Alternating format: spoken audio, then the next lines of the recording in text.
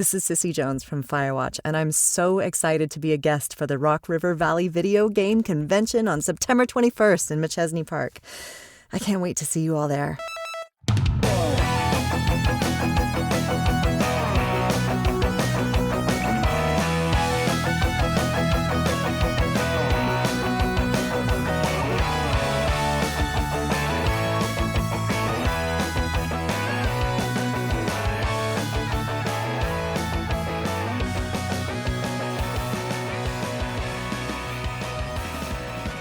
Greetings, programs, and welcome to episode 261 of The Gaming Outsider, a video game podcast with a focus on our incredible community.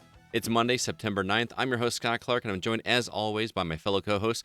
First off, a guy who finally has his Go shirt that's in bowling shirt form, Mr. Zack Parkerson. What's up, man? Is it spelled right? Oh, it is now. It was spelled incorrectly the first time. They made you a Zach instead of a Zack, but CB has since corrected it. I thought it was going to be Packerson or Parkinson. Oh, no, it was definitely your first name. I mean, your last name's not on the shirt. Oh, well, okay. I was sick. But those shirts look pretty cool. I can't wait to see all 8 of us together and wearing that same shirt. It's going to be fantastic. It's going to be cool. So anyway, Zach, Thank you so much for being here. Also joining us, a man who has made me incredibly jealous of his free time playing video games this week, Mr. Chris Behrensmeyer. Hey, man, don't be hating. Now I know how everybody else felt all summer long while I had free time and they were at work, because I have not had time to play a ton of video games. Only 12 hours of Gears 5. That's it. Hey, man, I was just ticking off the days until you started back to school, and I'm like, sweet, now I can take the lead again. Yeah, I'm not going to be touching achievement points for a while, I believe. There's so many games to play right now. I can't finish the ones that are coming out. And then we got new ones coming out this weekend, and there's just no time. It's just kind of crazy how much there is to do. And what do we have going on, Chris? I say this every week. Why don't you tell everybody what's going on this weekend? Not this weekend, but next weekend. Well, next weekend, I believe we have one more week. Yeah, that's what I said, next weekend. Well, next weekend is the weekend after next. I guess that's true. Well, On Saturday, September 21st, we have R2V2, the very first video game convention held here in Rockford. We have a bunch of vendors coming. Our 3 voice actresses, Sissy Jones, Melissa Hutchinson, and Courtney Taylor. I know I'm going to be there with a bunch of video games. I know Scott's going to be there as well as everybody else from our team. I'm super excited for this. It's going to be at Cataclysm in Machesney Park. It's going to be fantastic. We're all going to be there. As far as I know, everybody has confirmed that they will 100% be there. So all 8 members of our team are going to be present at R2V2, and it's going to be fantastic.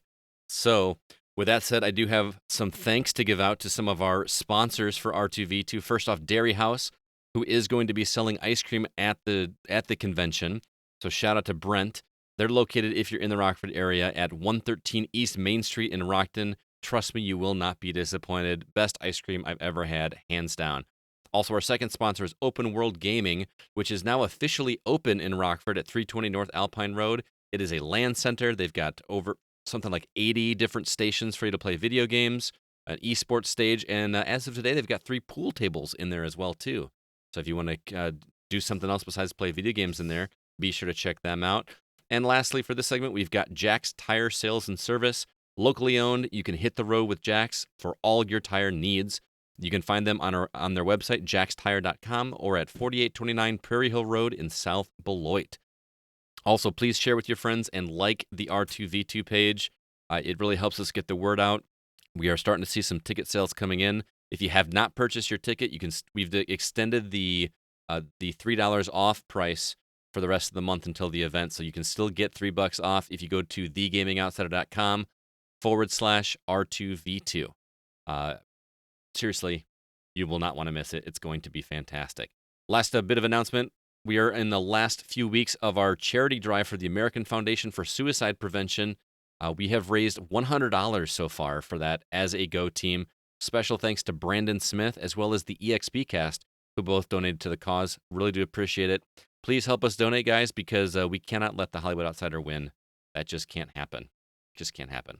What have you guys been up to this week? Anything interesting and exciting going outside of the world of video games? Or has it just been planning like me? A little bit of planning, lots of gaming. Yeah. Slowly losing my mind. What about you, Zach? Oh no, I mean, reading a bunch of comics. The good stuff. There you go. Pretty much sounds like a weekly thing for you. What'd you do Yeah. besides play video games? I read comics. Yeah, of course. Well, you read some comics. You know what? I got some paid time off for R2V2. That's pretty exciting. You got paid time off. Yeah. I didn't see that coming. Wow, that's pretty impressive, man. It's going to be even better. You're going to get paid for working our event. You going to share the wealth there, or? Yeah, I got so much wealth to throw around. Absolutely. I hear you, but it's gonna be fantastic. But let's go ahead and quickly jump into the week's news.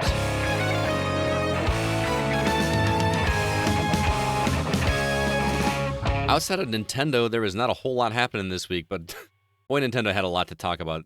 First off, they had another Direct. I feel like if these are monthly things, they sure are happening a lot quicker than I thought they were going to. So I'm going to give you a quick rundown, guys, of the things that happened during this Nintendo Direct, and then you guys can kind of let me know which ones you want to talk about. First off, Overwatch. We've been talking about that. Is officially coming to the Switch on October 15th. We're also getting an Assassin's Creed Rebel collection. It will include Black Flag and Rogue. That's going to be available on December 6th. We're getting Xenoblade Chronicles Definitive Edition sometime in 2020. Also, Divinity Original Sin 2 is actually available right now. One of the bigger surprises, Doom 64 is coming to the Switch. And also Return of the Obra Dinn. That was a game reviewed by Thomas Bex on our website. That will be coming to Switch as well. But the biggest news overall to me was that Super Nintendo games are officially, I have written down here, coming to the Switch, but they are available now through the Nintendo Online service at no additional cost. No additional cost. So you've already got it. You get those Super Nintendo games as well. Also, I know Zach's going to be excited. Deadly Premonition 2, A Blessing in Disguise, is coming in 2020. So many other announcements. I'm not going to name all of them right now, but which of these were big standouts to you guys? Oh, I mean, without a doubt, it was the Super Nintendo coming to the Switch. And I mean, looking at some of the titles, I mean, it's a pretty solid lineup. I'm struggling to think of ones that are missing, that are like glaring omissions from this. This is a solid list. Yeah, I mean, yeah, it is a really solid list. I think the biggest problem with it is the fact that they already had their Virtual Console. Well, the Super Nintendo Mini. Right. So, I mean, the fact that like Star Fox 2 isn't on there for the online service, but man, it's a super solid lineup. I mean, I was actually kind of surprised that Joe and Mac 2 was on there. That was a weird choice in that, but that was a good game. Yeah. What's Joe and Mac? Like a little platformer. You play as a caveman, or Joe and Mac were two Oh. cavemen that had clubs, and yeah, it was a fun little game. Yeah, I mean, You guys are old. yes, we are. I mean, to be honest, I think there was one glaring omission, and that was Earthbound. Yeah, I really wish Earthbound were on there because I would totally play through that game again. But I'm not buying it again because it's sitting on my Wii U, and I paid $10 for it. So Yeah.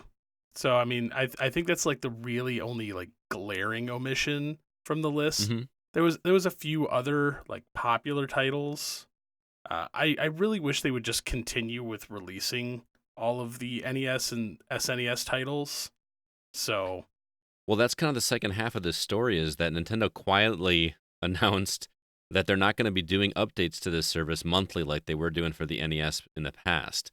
So they didn't really give any definite like how often this is going to come out or how what additional titles are coming or how often they're going to come, but they kind of swept it under the rug a little bit, and I'm not too bothered by that because this is 20 games for free basically if you're already paying for the service. yeah. So I'm also kind of a little disappointed that there was no Castlevania. So, Castlevania 4 would have been cool on there. I would have taken that over Super Soccer. Super Soccer. Yeah. But one that stood out for me that I've never got to play was the original Breath of Fire. That's a JRPG that has eluded me for the years. That may be one I have to dive into because people have talked very highly of that one. Another one, Super Ghouls and Ghosts, one of my favorite games from the SNES that I've never beaten. I've gotten to the final boss multiple times, and have failed multiple times. Cannot bring that sucker down. But this online service has a rewind feature. So even if I got to cheese it a little bit, I'm going to see the end of that game, one way or the other. You cheat your way to victory. Yeah. I felt kind of guilty that I had never heard of Super EDF Earth Defense Force. I thought that was a PC game for some reason. And then when Earth Defense Force 2017 came, that was kind of like an extension of that. I had no idea it started this early on the Super Nintendo. I'm ashamed of myself. Yeah. Actually, another game I would have liked to seen was SimCity. That would have been cool. I bet you that was a licensing issue, though. More than likely. Because that was a really good version of SimCity. Yep, it really was. Yeah, I agree. Zach, anything on there that you plan to play, or? Yeah, I like that you called Deadly Premonition out for me. Why is that? Because it's just weird in Japanese? I thought you liked the first one. It's okay. I never got very far into it, to be honest. Oh, okay. But I think it's cool they're making a second one. I love that they named it A Blessing in Disguise. It seemed like a pretty charged title. Okay. I don't even know anything about Deadly Premonition. What was the first one? That's an open world crime investigation thriller. But it was really wacky because you had to shave and bathe and stuff. That sounds right up your alley, man. You liked Shenmue, right? Isn't that what that Yeah, game no, is about? I gotta get back to Deadly Premonition. It just plays like crap. Oh, is that what the problem was? Yeah, it doesn't play very well. I don't know. I'm very excited about Xenoblade Chronicles. That is a tremendous JRPG on the original Wii, so that's pretty sweet that people get to play that again. I didn't know that was a JRPG. I thought that was like an open world melee combat kind of thing. It's turn based. It's not turn based. It's kind of like Final Fantasy 12-ish. Oh, okay. It's kind of like that pseudo MMO kind of combat, but it's really good. The main character Shulk has a sword that lets him see a few minutes into the future. That kind of plays into the story in a lot of interesting ways. Interesting. I think outside of the Super Nintendo stuff, one of the bigger surprises was Doom 64 coming to Switch, because I feel like nobody was asking for that. That wasn't a great part of the game, was it? It was a solid one, but it definitely opens the door to will more 64 titles be coming? That's what gets me more excited. There's a bunch of games on 64 I wouldn't mind going back and playing on the Switch. Wait, I thought Doom 64 was its own distinct game. Yeah, you're right. I misspoke. I said port, but Okay. I was hoping you wouldn't catch that, but I mean, it's not very good regardless, so you're not wrong there. right. I don't know. Just anything on N64 just doesn't hold up nearly as well as some of the other classic systems from Nintendo. But there's still some really fun ones. I just don't remember Doom 64 being a standout, but that could just be me personally as well. I mean, it was okay. It wasn't super great. It's no Doom or Doom 2.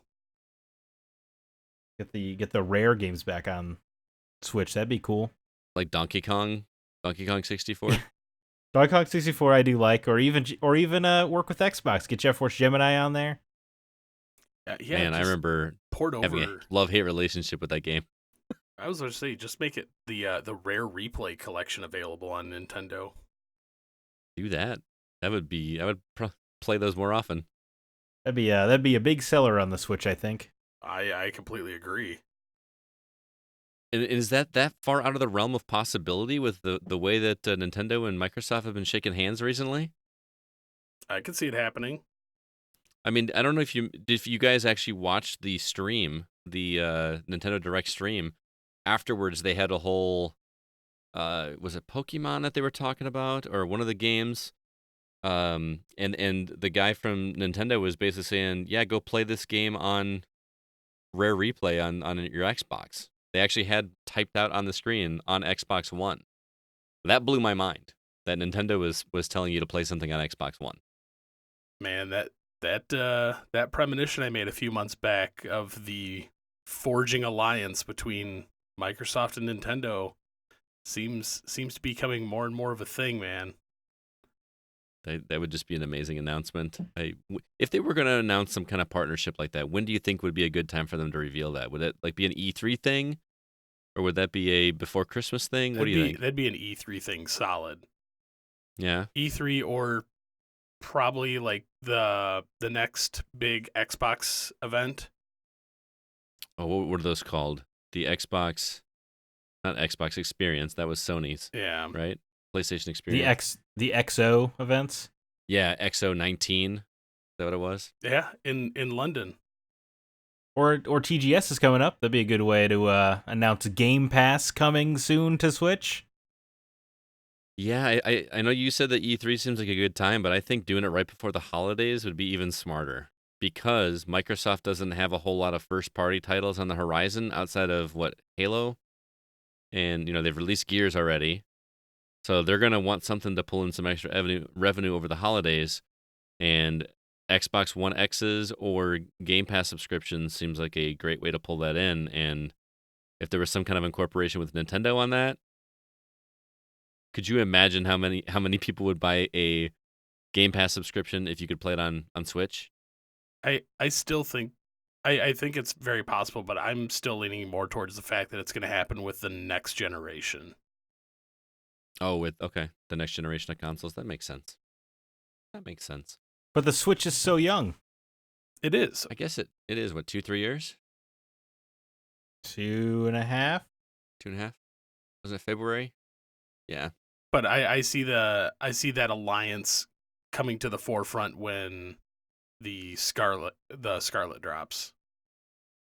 Okay. What if it's going to go the other way if it happens too?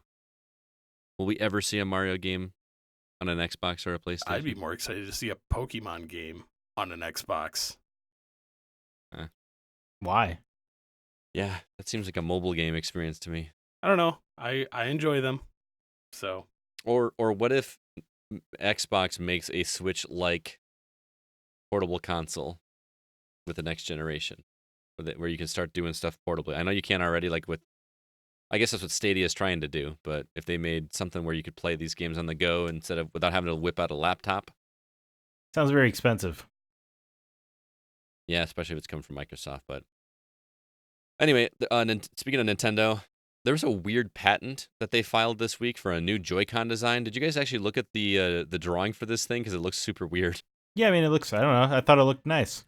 You just prop the screen forward a little bit and, sounds more ergonomic to me. See, it doesn't make any sense to me because the way it works is that the top of the Joy-Cons are hinged back. And I don't understand what purpose that solves because aren't you wrapping your thumbs even further forward if you're doing that? It's like at a 20 or 30 degree angle. I don't know. I guess maybe it would feel more like a controller instead of holding a tablet with buttons on it. Is that what they're going for? I think so.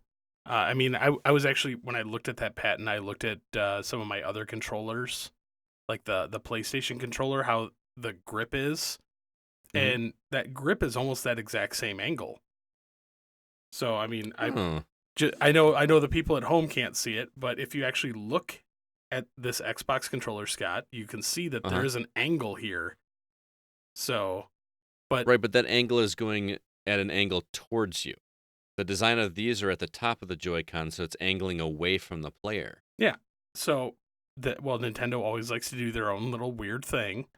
But I could see them doing that, especially going into our next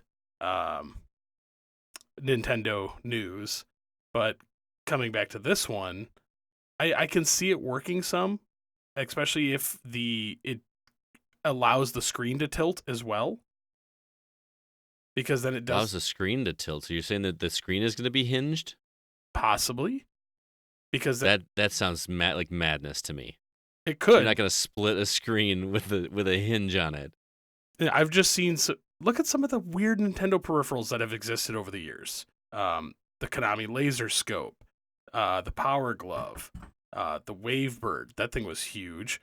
Wavebird was awesome. You shut your mouth. No, I'm not saying it's not awesome, but at the time it looked different. It was bigger than the GameCube controller. Mm-hmm. Nintendo has a very odd sensibility on making these weird peripheral attachments or redesigning things that don't quite make sense until you have it in your hand. I mean, for God's sakes, look at the N64 controller, the most bizarre controller I've ever held in my hands. Yeah, that is a weird controller. I don't know. I feel like I got to get my hands on it, but Zach, you seem intrigued by it a little bit too. I mean, I just feels like a weird thing to get upset about, I guess. I'm not upset. I just want to understand. And this may be something that we're not supposed to have seen yet. And to be fair, this is just a patent at this time. This could not even be a thing whatsoever. They could never go through with it. They just filed it. But for me, it's what CB said. It feels more like the shape of a controller to me.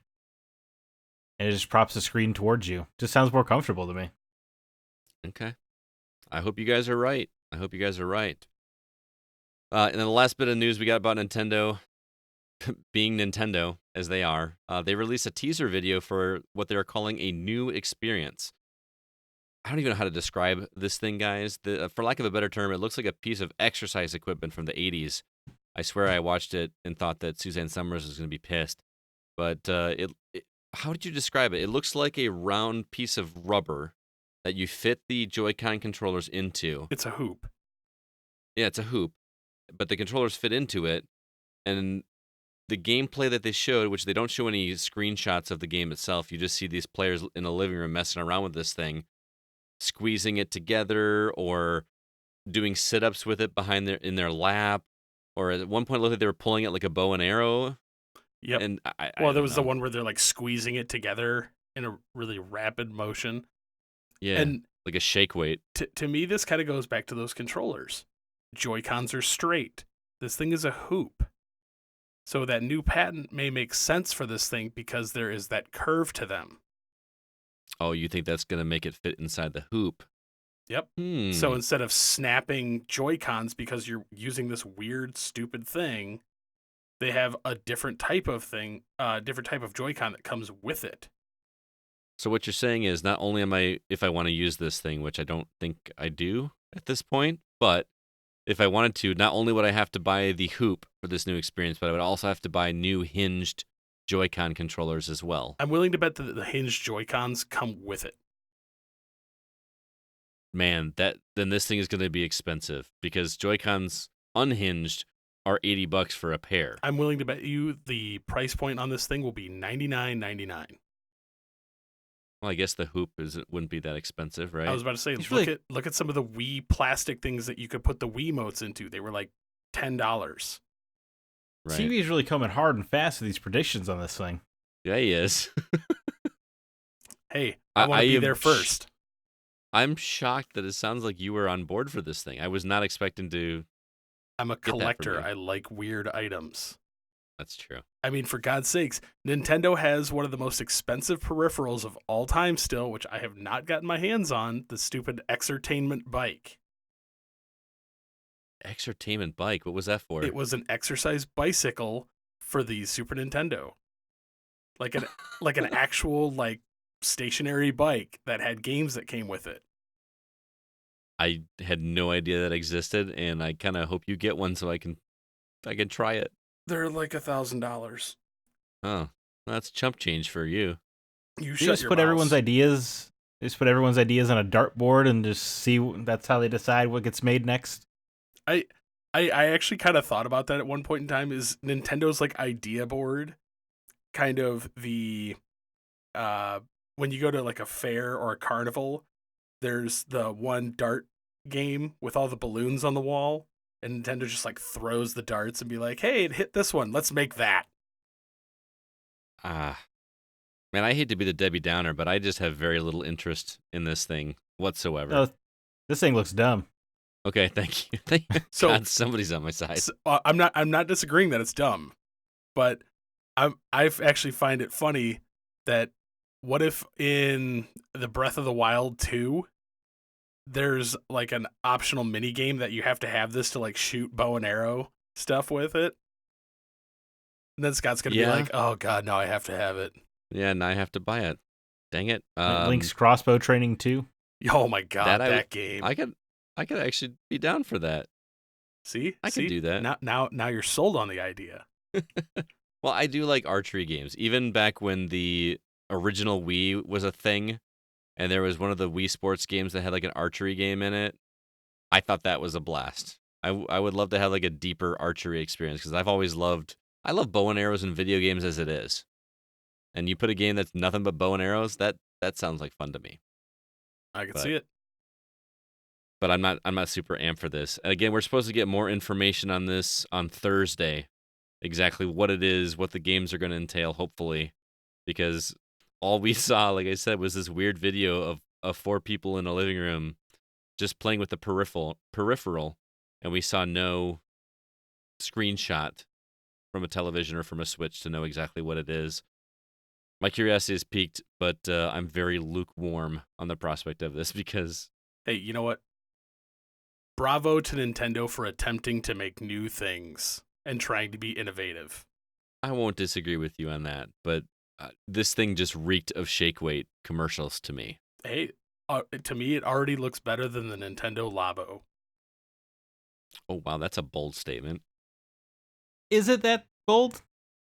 I think the Labo is pretty fun. From a standpoint, with me, my students in my classroom would have a blast putting that together. Until and one of making them it work. spills their juice on it and it just crumbles apart. Well, yeah. At least this is possibly. made of rubber. You know, that's something that I'm going to be looking for on Black Friday. If I can find some of those sets on Black Friday for like $20 or something, I'm totally going to jump on board to get those. I mean, why not? That would be a blast to put those together with kids like in the inside recess or something. Until one of them like accidentally cuts across the line. It's like, oh, this model's useless now. Yeah, possibly. I mean, I could if they're that cheap, you know how Black Friday sales go. If I could get, I don't know, like 6 of them for under $100 and just like make that as an activity, like one afternoon, like a special activity, put it together like an architecture kind of thing. I think that would be super fun. I will keep an eye out for you. I appreciate it, man. I do appreciate it. Well, that's all I had for news. Unless you guys were able to rustle up anything else, I couldn't find a whole lot real interesting that wasn't Nintendo related this week. Did you guys have anything to add, or should we move on? Yeah, I'm kind of nothing. Okay. What about you, Zach? Anything? No, I mean, pretty quiet week out there. There's too many games to play for there to be any news. That's a really good point. And we're going to get to that because we're going to be talking some games here in the future. Before we get to our topic, though, I want to say a shout out to Jacob Gunderson. He is one of our newest Patreon subscribers over at patreon.com/thegocast. He signed up for the $3 tier, which gives him access to all of our bonus episodes, including our recent episodes where we did a Break the Seal episode on Horizon Zero Dawn, and we also did a Retro Outsider episode on The Legend of Zelda. We're calling it Volume 1 because we covered the first 3 games. And just a quick heads up, right before we recorded the podcast, I actually uploaded a new episode, a new version of the Horizon Zero Dawn episode. So if you have heard that and heard some awful audio, that is my fault with the edit that I did. Shout out to Nate Lucas, who actually produced that episode for me and did a much better job than I did, but it is actually listenable now. So if you skipped it because the audio was so terrible, please go back and give it a shot. It is a really fantastic episode. We had a good time talking about that. This month, we are actually, CB, you tell everybody what's going on this month. Well, we got a couple things planned. We're going to be doing educational games since it's back to school time. And man, I have some real duds and turds for these guys to play. So What you do? We're doing that Wednesday, aren't we? No, play Thursday. Thursday, you're right. And then we're also working on a Final Fantasy episode. It's going to be kind of a cross between Legacy and whatnot of Final Fantasy. And it's going to be with a special guest who's working on a special project. So listen in on that one if you're not a Patreon subscriber. It's going to be kind of an interesting episode to talk about. So Yeah, I'm really excited about that one. You're going to want to hear that one, especially the project that our guest is doing. So stay tuned for that one. But if any of those episodes sound interesting to you, be sure to check out patreon.com/thegocast. That will give you access to all of our backlog of content we put on Patreon. It's only $3 a month for all that bonus content, and you will not be disappointed. With that, let's go ahead and jump into the From the Outside In topic. Got another couple quick sponsors to say thank you to. First off, Octane Inner Lounge, located at 124 North Main Street in Rockford. Fantastic restaurant, good selection of beers, a locally owned and very friendly service over there. Be sure to stop down there if you'd like a bite to eat. Very classy place, by the way. Also, want to give a shout out to the Rockford Area Convention and Visitors Bureau for supporting us in our efforts towards making R2V2 a success. Really love that our city is supporting us. Thank you so much for that. Now, for this week's From the Outside In topic, we asked you on Facebook to share your stories of the very first game you remember actually finishing. We wanted to know if your experience was a good one or a bad one. And we'll share our stories first, and then some of yours from Facebook, Twitter, and Discord. So before we get into actual stories, though, guys, I want to know, how do you actually define beating a game or finishing a game? Is it just finishing the story? Do you consider it being beaten if you got 100%, or just rolling the credits, getting all the achievements, something else? What does it take for you to consider a game being beaten? Rolling credits. That's it? See the credits, you're done. Pretty simple answer. Yeah, when you see the end of the story, you're done with the game. Tell you what, though, if there's like a little bit of an epilogue, then I guess you need to see that through. But those are pretty few and far between. See, I almost want to challenge you on that a little bit, because I actually agree with you. But if we talk about one of your favorite games of all time that we talk about quite a bit on this podcast, don't you have to... You're not done when you see the credits, right? Oh, are you talking about Nier Automata, perhaps? Nier Automata, yes, not Nier. Yes. Although you'd be right in both cases. Yeah, but that's, I mean, the game, when you see the credits, the game says, hey, keep playing this. Okay. So it's just, the credits is just kind of a weird thing in that game that people make too big a deal out of. The game tells you to keep playing. Okay. Yeah, I'm actually with you. I think once you see the credits, that is the game telling you you've finished the main portion or basic part of this game. Now, there's more content to do if you want to, but I consider the game beat when the credits roll. So I'm actually with you. CB, what do you think? Well, I mean, I kind of have the same view, but I look at it a different way. For me, I kind of have two different versions of beating a game. There's credits rolling, like finishing the main story. But then there are those few select games where you don't get that true ending until you 100% everything. Oh, okay. So there are those games that exist out there. And I've always had an issue with the games that have the 100% thing, because some of these games, though I beat the main story, I like to come back to the game and play some more. Simply for that kind of going around and finding all the stuff and just wandering around an area. But if I've truly 100%ed a game, I don't want to come back to that game. I'm done with it. I don't want to touch it again. Unless it's something that's like truly special. So. Well, I always hate it when a game, I think like Donkey Kong Country or Castlevania Symphony of the Night, did like 106%, or when you had to beat it twice, it was 200 and something percent. No, guys, they're percentages for a reason. Give me those nice zeros, 100.00% to complete this game. Because then I never know if I'm actually done.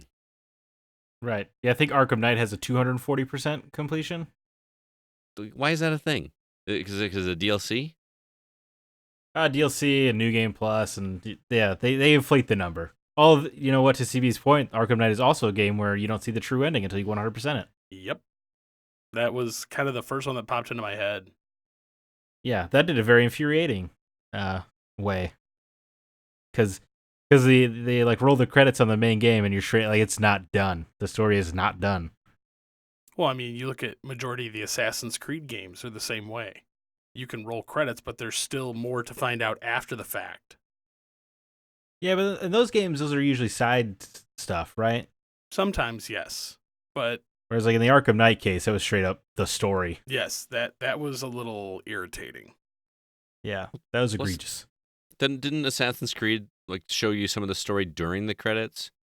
Like you were actually still playing the game in some of them, or am I thinking of something different? Because Ubisoft is notorious for like the half-hour credit sequences, I feel like. Yeah, they are. I can't remember any off the top of my head, but I just know with, oh God, which one was it? One of them, I think it was Assassin's Creed 2. Like credits roll and everything, and then you go back into the Animus, and then there's actually more stuff to find afterwards. So more stuff that you would not have been able to access prior to like the last boss or whatever from the game. And it was majority of it was all side quest stuff, but for me, I know you're in the same boat as me, Scott. I like doing all the side quests to find out all the tidbits of information about the story and the world crafting. So, Well, I do it more just because it's an OCD thing. I like seeing the map cleared and all those little icons gone. I like feeling where an area is done, and like it just kind of chips away at the larger map. That is such a satisfying thing for me.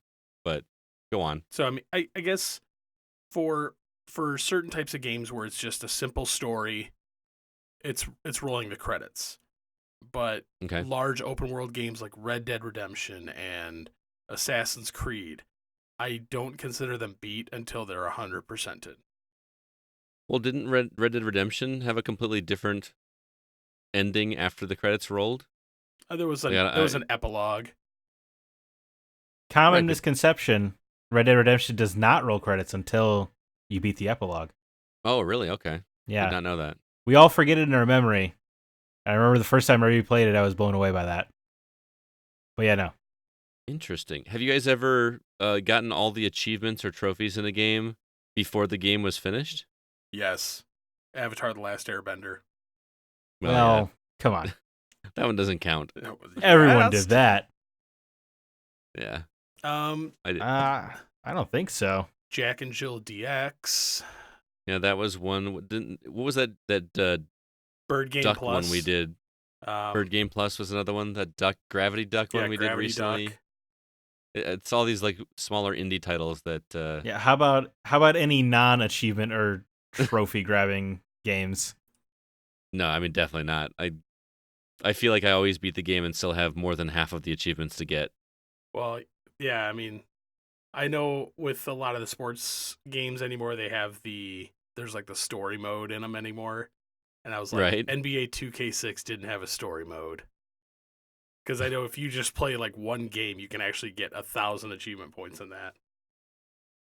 Yeah, I remember some of the ones from like the NFL ones where you could just set auto sim Yeah. for a bunch of them. God, I'm one of them guilty was doing play that. like 20 seasons. Yeah, but you just sim a season and it was done. Just do that quickly 20 times. And how did this turn into an achievement discussion? Anyway, Scott Clark finds a way. I do. So what's the first game that you remember finishing? And I want to know if it was a good experience or not. So for me, a lot of the games I played when I was a kid, I actually never finished.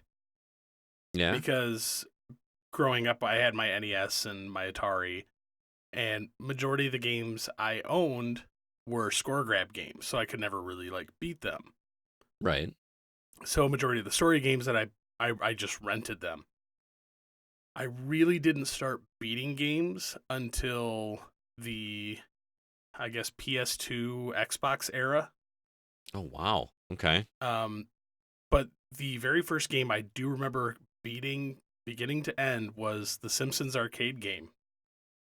In the arcade? Yep. Was it at Chuck E. Cheese? Yes, it was. Yeah, it was.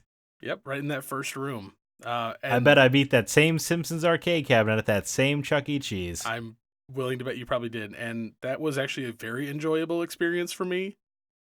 Mostly because it's an arcade game. Like you beat it, you see the game end. To me, that was amazing.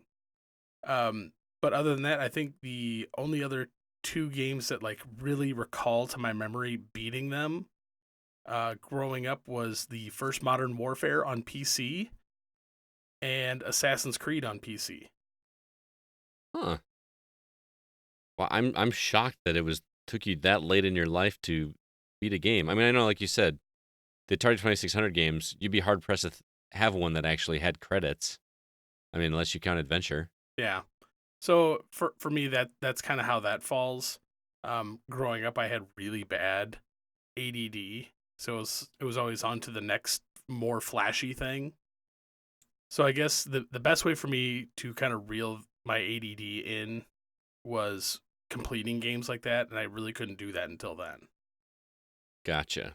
So your official pick for first game you remember beating was the Simpsons arcade game in the arcade. Yes. Right. Were you playing alone or were you playing with a group? I was actually playing with my brother. Okay. I always played as Homer, and he always played as Bart. Makes sense. Well, Did Bart had the anybody ever- skateboard. Yeah.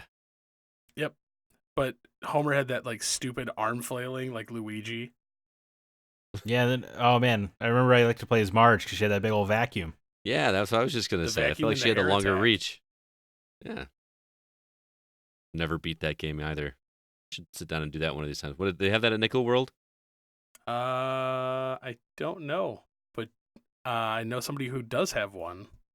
Okay. My Xbox 360 still has it on there, since that was actually delisted. Oh, I forgot that was actually on 360. We could do it that way too. What about you, Zach? What was the first game you remember finishing? Was it let's see. I'm trying to think of something new that's gonna make me feel old. I'm willing to bet I have a prediction on this one. Oh. Oh. The Prince of Persia game. Oh wow. No, my default answer is usually Super Mario RPG: Legend of the Seven Stars, because I remember being that one as a kid and being rather proud of myself. But because you posted this topic, I really had to think about it. And I think I technically beat Pokemon Red before, Okay. Man, I forgot about that. and now Pokemon Red's pretty great. Obviously, pretty timeless game. I remember playing that rather obsessively, and then you get to the Elite Four, which is a pretty sweet final challenge in the game. Yeah, I remember liking that a lot. And then I think, like, playing Pokemon Red is what prompted my interest in JRPGs. And then my grandpa's like, "Yeah, check out the Super Mario RPG thing," and then that's where I started playing that a lot. So I feel like I beat them pretty close around each other, but definitely Pokemon Red was the first. Super Mario RPG was such a good freaking game, and it still holds up beautifully. It's missing from the SNES list. Yeah, was it on the SNES Classic? No, it wasn't, was it? No, I don't think so. That's got to be weird rights to work out. Well, it was on the Wii U. That's where I played it last time. I played so many like SNES games on the Wii U, which is weird. Or did I play it on the Wii? No, I played it on the Wii U, but I used the old classic controller that was from the Wii. Oh yeah. Oh yeah, I know what that is. Yeah. By the way, thanks Zach, because now I remember that I did beat Pokemon Blue. Oh, you picked the wrong version. No, that sucks. No, because my parents bought my brother Red and bought me Blue. Yep, I remember. We got Pokemon late, so I got Red. My brother Brandon got Blue, and then my brother Brian got Yellow. We were both so mad that he got Yellow because Pikachu followed you around. Yep. So did you guys switch after like you beat your game and your brother beat the game? Did you like trade up? No, I mean we traded to get all 151 each, but because we each had the different starters and stuff. But no, we never played the other versions. Why? That's a madness. Red is mine. Okay. Yeah, come on, man. Yellow is his. Okay. I've never played the games. I don't know if it's a completely different game or it's just a different starter. You just get different Pokemon in the wild and stuff, and there's a different legendary in each one. And yeah. Do you remember CB? You must have been Pokemon aged. You remember in was it a Gold and Silver when you beat the Elite Four, and then you get to go back to the first game's entire area and redo everything there? I vaguely remember that. I just remember because then you get back to where the Elite Four were in the first game, and your main character from Pokemon Red is there waiting for you. Yes. That was pretty cool. So just a fun tangent, Scott, because you're old and haven't played Pokemon. I really feel that I need to make Scott play Let's Go Pikachu as a break the seal, just because that's basically a rehashed Red and Blue. You should just play Fire Red. Yeah, if I'm gonna do a break the seal, I'm gonna play the OG. I mean, you can play it on Game Boy Color, right? I have Red, Blue, and Yellow. But they did the Game Boy Advance remakes, Fire Red and Leaf Green, which is a remake of Red and Blue, and it's just a prettier version of those games. That's what you should play. Yeah, I think you should do that on a docket, man. Put that on a Patreon docket. I will totally play Pokemon because especially if you loan me a Game Boy Color, I can play that at work on my breaks. Your students will have no idea what you're holding. I have Leaf Green and Fire Red as well. Well, which is the one I should play? Because I have no idea. We Fire Red. You know what? Let's actually make this a Facebook post. So which one should Scott play? All right, I'll let you guys post that one because I have no idea what the names are or anything. So All right, I'll take care of it. Let's have him play Pokemon Gale of Darkness. Ugh. you guys are both laughing. I have no idea what that means. Oh, it was the GameCube's sad attempt to do like a console-based Pokemon RPG, but it was needlessly different. Yes. It's a bad game. Okay. As for me, the first game, and I guess I kind of mentioned this already, but do you consider Adventure being a beaten game? Because that's the first game I remember that wasn't just a score grab. It had a score in it, but it actually had a completion. It did have a completion, and I would consider it a beatable game. Right. And technically that game did have credits as well, if you discover the Easter egg and got to see the guy's name that created it, where he stuck it in the code as a... Yep. Because what was the controversy on that? Like, he didn't get credit for something? Atari programmers weren't allowed to put their names into the games. Right. It was an Right. Atari product, not Gotcha. a whoever product. So, But he decided to sneak it in there on his own. well, some of that also goes with the fact that there was only so much room to program on those old boards. Right. So, And one name could take up a lot of space, probably, right? well, one name that's flashing and scrolls. That's true. That's true. Well, I had another one. Actually, a couple others prepared in case you didn't count that. I mean, it's a pat answer, but the original Super Mario Brothers. I remember vividly sitting down with my brother. We had one of those giant tube TVs that had like speakers built into the side of it. It looked like those old, that record player you have sitting in your living room, CB. Well, you mean like the console TV that's in my game room? Kind of like that, but it was bigger. It was even, it looked like that, but it was just massive. I just couldn't imagine moving this thing. Sitting in front of that with my brother, with the controller, I had him use he had a second controller because my brother had this weird thing where he would gnaw on the upper right-hand corners of the controllers for some reason. I have no, like, while he's playing, it was like he would hold it in his mouth while he played. It was weird. So I'd make him hold that one. He sat there and watched me. And if you remember in Super Mario Brothers, there was a trick to like kind of like continue. I think if you held B or something before you started, it would start you in that world again. So you had to start all the way back at the beginning. And I remember vividly because the worst part of World 8 was those Hammer Brother areas, at least when you're a kid, before speedrunning was a thing. And getting through that Hammer Brothers world, which I think was 8-3. I believe it was 8-3. And that was the hard part. Getting through that was just so time consuming. And then when you finally got to Bowser's Castle, it was kind of smooth sailing from there. But then I remember finally hitting that axe, dropping Bowser in the lava. And I was so excited because instead of Toad being there saying, sorry, our princess is in another castle, we were finally going to get to see the princess and see what the princess looked like. And I sat there and I looked at that pixelated mess that looked like, and I thought she was ugly. I was like, she has a black eye. Because that's all the colors they had on it. So it was like her eye was black. And I'm like, this is a princess? And that was it. So it was somewhat of a disappointing experience because, as a kid, I wanted it to be something more. But it was a limitation of the technology at the time. But fast forward a few years to Super Mario Brothers 3, I was spending the night at my buddy Chad's house. Not Chad from this podcast, a different Chad. And I remember sitting in front of his TV and we were playing through Mario Brothers together, past the controller. And I got to the final level. You remember that final Bowser level in Super Mario Brothers 3? It's kind of like a maze. You got to know which doors to go through to get to whatever. And we finally figured out the pattern. I got there. And I remember getting to the final boss where Bowser is jumping up and you got to get him to hit the bricks so that he crushes them and breaks through. By the time I got to Bowser, his entire family was watching me play this final boss. It was Chad, his sister, Lizzie, his mom, and his dad, all sitting in the living room watching me. And when I finally busted him through that brick and beat the game, everybody in his family cheered for me. And I know that sounds really silly, but it made me feel so awesome at the time. And granted, now you play Super Mario Brothers 3, and it's not, we've been playing it all our lives. But that was the first time I beat that game.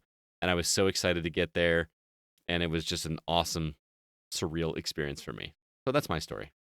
Or stories. I still love that game. Oh, man. It's such a great, solid Nintendo game. It's just so good. Just hate Mechanically. Just hate the airship level. Oh man, love the airship levels. So anyway, you've now heard our stories. We're going to share some stories from our community. So we've each picked 2 or 3 from Facebook, Twitter, and Discord, and we're going to go ahead and share those with you guys now so that you can hear them as well. Zach, why don't you kick things off?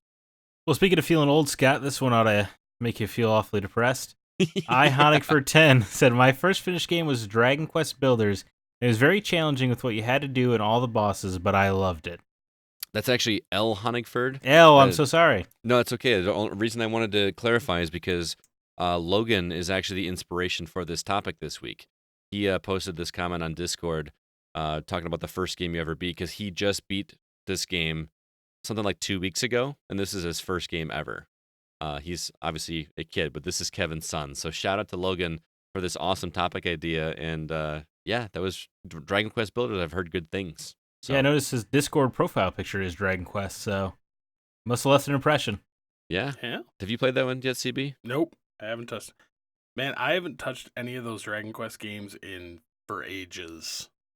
Just to be clear, Dragon Quest is what Dragon Warrior used to be, right? Dragon Warrior 1. I love Scott can never wrap his head around this, and he always calls he's always has specified Final Fantasy 6 with Final Fantasy 3. One day he's gonna catch up to the modern era. No, I just genuinely want to know, why did they change it? What's the story behind changing it from Dragon Warrior to Dragon Quest? Lost in translation. I would just assume that Dragon Warrior appeals to the American sensibility more than Quest. Well, it does. Just like the first Dragon Ball game was actually Dragon Power. It was just renamed in the U.S. Because power is better than balls. Yep. All right, CB, you're up. So Sean Coates lets us know that for me, my first experience I can remember is beating Super Mario Brothers 3. Back when I initially had my NES, I also had a Game Genie, which I used all the time to the point where it was almost a crutch. My parents used to take it away from my video games as a form of punishment, usually due to poor grades. But when my grades improved, they gave me my Nintendo back. One time, they gave me everything back except for the Game Genie. I persevered and was able to beat Mario 3 without it. It was one of the proudest moments of my young life. What started out as something negative turned out to be something extremely positive. Yeah, I actually do the same punishment for my son. Video games get taken away. So, I kind of like the idea of his parents just taking away the Game Genie. Yeah. And saying, no, you're going to suffer through this game and you're going to beat it legit. Learn to be good at flying in Top Gun. Ugh, don't get me started on that. It's not my fault you suck. I've got one that came from Derek Allen. He says, my first experience was beating Mike Tyson and Mike Tyson's Punch-Out on the NES back in the 80s.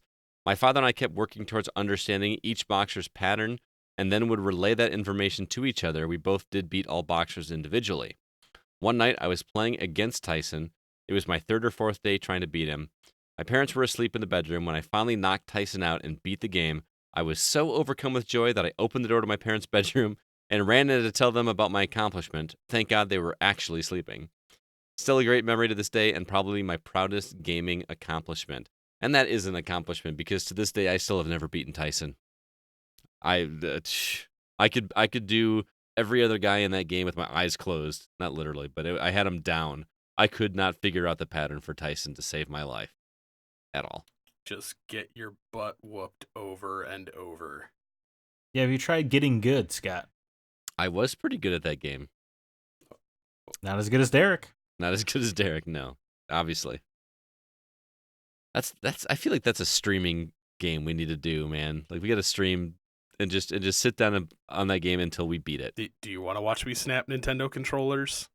Oh, you've never beat it either? Oh, no. Nope. But I will break a Nintendo controller. I smell a video series in the works. Yeah, I do too. How long does it take before I start breaking controllers? Did you ever play the Mike Tyson, or not Mike Tyson, but the Punch-Out on Wii? Nope. I actually didn't own a Wii until after the Wii life cycle ended. Wow. I played through the entire game of Punch-Out on Wii. I thought it was a really great game. I played through the entire thing with the motion controls, though. I did not like flip the controller sideways and do a controller. I actually did the actual punching and beat the game that way. Kind of proud of myself for that. Nice little workout.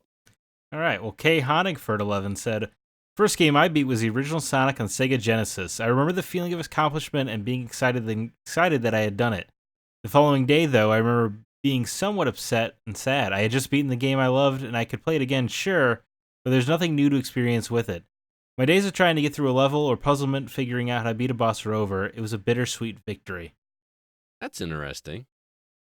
Yeah, well, I mean, I mostly picked this comment for the shout out to Sonic, obviously, but no, I mean, he raises a great point.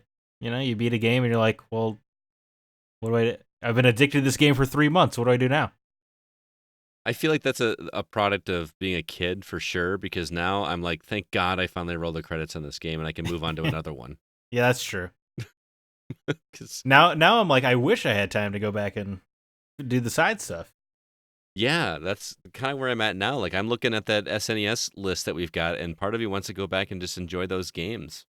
But the new hotness is a little bit more attractive for me. So well, now that list will be there for when we hit that summer doldrum in game releases. yeah, because my summer was I had plenty of time this summer to get caught up too. Remember that? Right. Scott had these bold plans to play like through 20 games in the summer and played about none. All new stuff. I still didn't even finish the game that will not be named. Right, yeah, you're supposed to be top of your list. It was supposed to be top of my list. Tell you what, Christmas. Sure. I'm not going to hold my breath. Christmas, it's going to happen. I'll have forgotten how to play the game by then. Yeah, considering I already know full well that there's a game coming out the end of this week that you'll be slamming through. I don't know, man. It's going to be a busy couple of weeks here, but I don't know how to find the time for any Borderlandsing. That's the thing, is we were going to all play that together, weren't we? Yep. We still the will. idea. Still will. It may be at Christmas. Yeah, right, yeah. So, Taim Dahan, it was Assassin's Creed 2. I remember playing it, but roaming around for hours. After months of release, I decided to play the story, and I was like, why didn't I do this sooner? I was younger back then, and things like that didn't interest me, but now I crave more story-based games. Man, this completely like resonates with me because, like I said, growing up, I was just like, ooh, play games, don't understand the story growing up, and now, like, I live for the story. Yeah, if you think back when you were a kid, I remember when my parents would rent movies that were not even like PG-13 or R-rated, but they were just, adult movies. Like, they were for grown-ups. They weren't kids' movies that's what I watched when I was very young. And I remember my parents renting movies like The Hunt for October, and me thinking, oh man, that's just a too complicated movie for me as a kid. And I look back at it now and I'm like, I would have loved that movie when I was a kid. You know what I mean? So I kind of get that. Also, Taim, you make me feel really old, kind of like Logan did if Assassin's Creed 2 was the first game you remember playing. I'm excited you brought it up, though, because you beat the crap out of the Pope at the end of that game. That was pretty cool. Yeah, that was. Oh man, I forgot about that.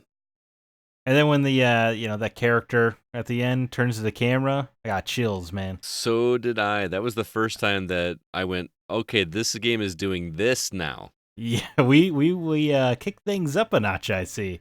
Yeah, we sure did. Oh come on, sure did. Psycho Mantis and Metal Gear. What? He got nothing on Minerva. Yeah, man. I didn't get chills from Psycho Mantis. I got chills from. Yeah, Minerva. I got giggles from Psycho Mantis. By the way, if you've never seen Zack giggle in excitement for something, it's something to behold. It is. It doesn't happen often. It doesn't, but when it does, it's glorious. I'm telling you right now. All right, Samuel Smith says, I think Final Fantasy VII or Resident Evil was the first game I finished all the way through as a young teenager. Honestly, I never knew that games could have a story or even an ending to that story. I discovered that there could be so much more beneath the surface of stories and characters, and it's what really got me hooked on gaming and interested in deep narrative and thick, meaty lore in games, movies, comics, etc. I thought this was great, again, because it makes me feel old that Final Fantasy was the first game he beat. But that discovery of that games could be so much more than score grabs, like we mentioned, or just something fun to do and, get to the end of the level. The fact that we could actually get a story in a game was definitely a turning point for me, too. So, good call. Definitely. Zach, you're up. Yeah, sure. Amber Olmstead Lily. The first game I ever beat was Doom on PC. I was pretty young and really liked running around shooting things. I used lots of cheat codes. The credits were more of an annoyance that I had to sit through before I could get back into the game. Second game was Super Mario SNES. I put blood, sweat, and tears into that game. The credits were joyous and gave names to baddies I didn't know had names. It showed me baddies I hadn't seen, so I knew I had to find more secret levels. Much different experience. That's a really good point. Yeah, I really like the Nintendo credits on the SNES. And I think it was Link to the Past where they showed what all the characters were doing after the story and stuff. Mm-hmm. Earthbound did that as well, I believe. Yeah, that was a fun thing they did there for a while. Yeah, I like what you said about the named characters that didn't know they had names. Yeah, there was a whole. They did that in Super Mario 2. I think was the first time I remember seeing that happening, and they misspelled claw grip and it was claw glip instead. But yeah, and then going back, and how epic was that final section of Super Mario World? By the way, when Bowser comes in on a giant flying top or whatever, and you got to fling turtles at him, and the lightning is going in the background. Very satisfying ending. Very cinematic. It was so cool. So cool. All right, CB. So, Scott Boers. I didn't get credits, but I made the 20-minute time limit in Pitfall on the Atari 2600 and got over 20,000 points. I was 5, so my dad took a picture of the screen and sent it in, so I got the Pitfall Harry Explorers patch. I still count that as the ultimate achievement. See, I actually, growing up, I didn't know about the Atari Club patches, and I've actually started to collect them. But the only way I add them to my collection is I actually have to perform the original achievements to do them. Oh. So I have 6 of them now. But I actually kind of found this as a cool way that I wish I would have known about growing up, because I loved score grab games growing up. So the fact that they kind of made an ending for score grab games. Sure. So by doing the time limit, and then you have a certain amount of time to get a certain number of points? Yep. Is that what you mean? Or like barnstorming, you had to achieve a certain score. So a lot of the Atari games for like Activision, you had to do that. And then you actually got a physical trophy, so to speak. Yep. To have bragging rights. That's actually really cool. I didn't know that was a thing. Yeah, Atari actually had a leather bomber jacket that you could buy, similar to the Top Gun one, and sew the patches on. Oh, man.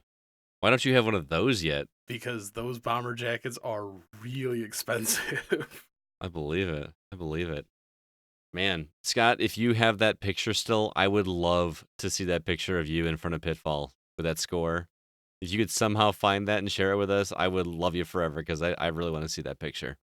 We should do a whole thread on pictures of yourself from when you were a kid playing video games. That'd be a fun topic. Yeah. Bob, if you're listening, make that happen, man. Our social media guru. Last one comes from Jeremy on Twitter at Jerror45, Jerror 45. I spent hours playing through Empire Strikes Back on the Game Boy. If you die, back to the beginning. Very roguelike in that aspect. I remember finally beating Darth Vader sitting in my dad's recliner by the window in our living room. Great memories. I don't think I've played Empire Strikes Back on Game Boy, but if it's anything like Empire Strikes Back on the NES, forget that game. It is. Is it? Oh. It was a very difficult game. Yeah, how many times did we start over that game? A lot. The platforming in that game is awful. Awful. Anyway, that was a fun topic. Thank you so much, everybody, for sharing your stories. I really appreciate that. And thanks to you guys for the awesome stories as well, too. I want to say hello. We've got one new Facebook member this week, Destiny Stevens. Just joined actually today, so hope you're enjoying the community for the past 3 hours or so. If you're not a member of our community, please head over to facebook.com/groups/the GoCast.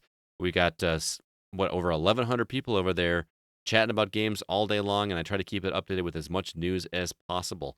No new Discord members this week, but if you want to join the community over there, be sure to look for the link in our show notes down below in this episode. Also, our website, thegamingoutsider.com. There are several reviews there for you to review. You'll be able to see mine on Creature in the Well, which I'm going to talk about here shortly. Also, Bob, who's been killing it this week with reviews, wrote 3 reviews. His first one for a game called Kingdom 2 Crowns, and he also reviewed Super Mutant Alien Assault, and lastly, The Forbidden Arts. And again, all those are available on our website. Now it is time for us to jump into the games that we've actually been playing.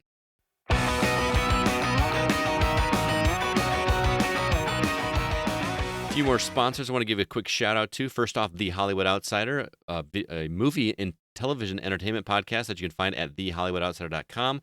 They're also available on iTunes, Google Play Music, and Spotify. Great people over there. My old podcast, actually, so be sure to check that out. Also, Goodwill of Northern Illinois sponsored R2V2, and I actually was approached by Sean this week, who works for the company, and he asked me to let you guys know Goodwill gets in a lot of used video games on occasion. So if you are a collector, be sure to check out Goodwill in your area. You might be surprised by what you find. Also, Disc Replay of Rockford. That is a retail store here in the city of Rockford, located at 6085 East State Street, or you can go to discreplay.com/Rockford. And also, as of this week, Disc Replay is selling tickets to R2V2 for us. So if you don't want to use PayPal to buy tickets from us, you can go directly to the store. They will give you a physical ticket and with your registration number right on it, and you can get it that way. Last couple ones here. In Tandem Financial, Chad DeMar, a friend of mine that is a financial services professional here in the Rockford area. He does fantastic work. You can find him at intandemfinancial.com. And lastly, Notebook Entertainment. Wyatt and his partner over there, they do short films. You might recognize The Deadersons as well as the F My Life short film series. If any of that sounds interesting, be sure to check out notebookmovies.com. Zach, what new games are coming out this week? Well, surprising nobody, it's another stacked week. But The Walking Dead, the Telltale Definitive Series, comes out on PC, PS4, Xbox One, September 10th. So you finally get all your Clementine in one spot. You have Utaware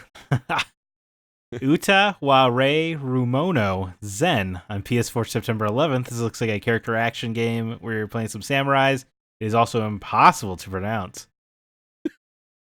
They did not translate that title for the American audience like Dragon Warrior, let me tell you. No. That's true. And Children of Morta comes out on PC September 10th. I know Scott's a little bit interested in this game. I'll be more interested when it comes to console. Fair enough. Can't argue that. Then Greedfall from Spiders. They did the Technomancer and Bound by Flame. They're very good mid-tier RPGs. They put out Greedfall on PC, PS4, Xbox One, September 10th. So that's pretty exciting. And then we got Blasphemous, which looks like it had a pretty good trailer because talk about sin and religion, and it's all kind of bad. I liked it a lot. It looks like a 2D action game. It's coming on PC, Mac, PS4, Xbox One, and Switch on September 10th. Also on September 10th is some soccer game, PES 2020. It's PC, PS4, and Xbox One. I understand it's not just some soccer game. I understand it's the biggest one, but who cares?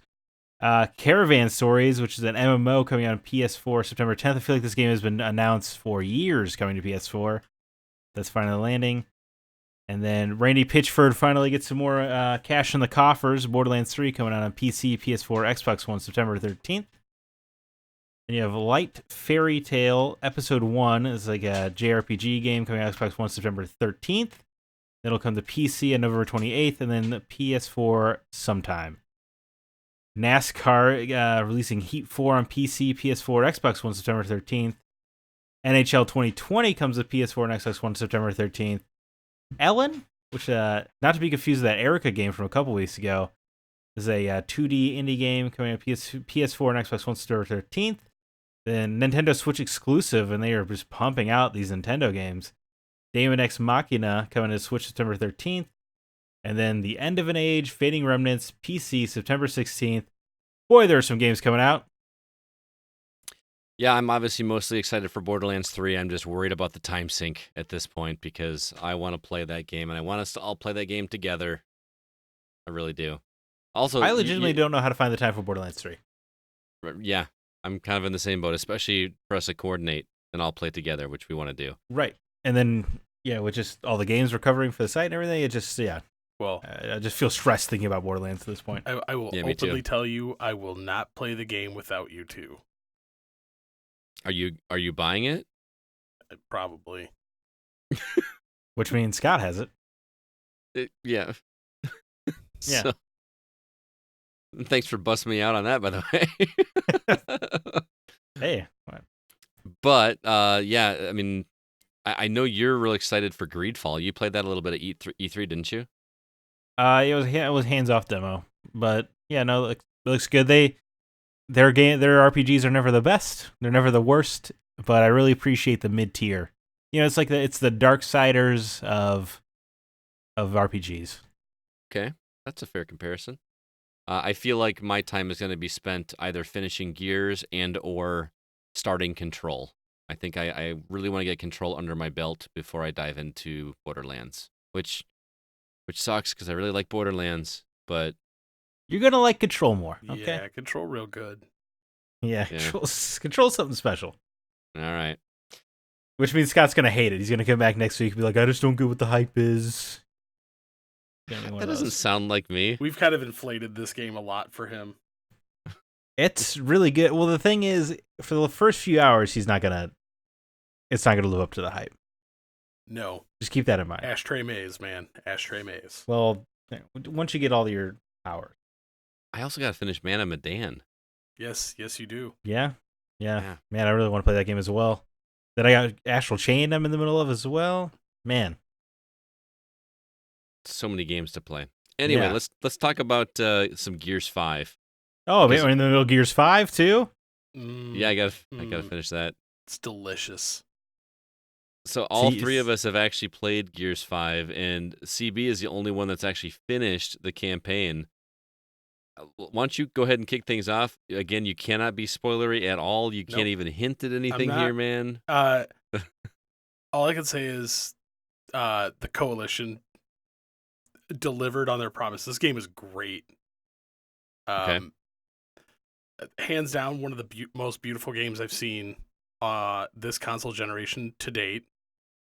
It definitely made me realize that I didn't actually have my TV in 4K mode until I actually turned it on. I'm glad you brought that up because we played this a little bit together over at Open World Gaming on Friday. And I was playing it on, which I assume is a 1080. Yeah, they're 1080. 1080p. And I wasn't super impressed with how it looked. But again, I'm not playing it on my 60-inch 4K television in my basement. So, but that's all I've played it on. So you're saying it looks that much different? Let's put it this way. Your 4K? My wife hates video games. She could not look away from the TV. Really? She's like, this is impressive. Like, it looks that good. She picked a weird husband. I know she did. Yeah. The controllers are tight. I love the way this plays. The story is really solid. There's definitely a very good decision moment in the game. Mm-hmm. I love the fact that this game has a couple different endings. So it definitely opens up where they're going to go with Gears 6. Man, I'm just really happy with the way they did this. The only thing I have my takeaways from it, and I don't know if it's really spoilery or not. If I bring up the fact that they did some open world segments. Oh no, I think that was common knowledge. They kind of talked about that before the game came out. Yeah, I'm not overly sold on those parts of the game. And I don't even know if open world is even fair to call that. To me, it feels like the open world sections of Uncharted Lost Legacy, where it's just basically, it's like a larger hub and spoke, or what's the terminology you call? Is that what you call it? Yeah, I use hub and spoke, but it's not that. It's just the hub. Yeah. Right. There aren't really any spokes.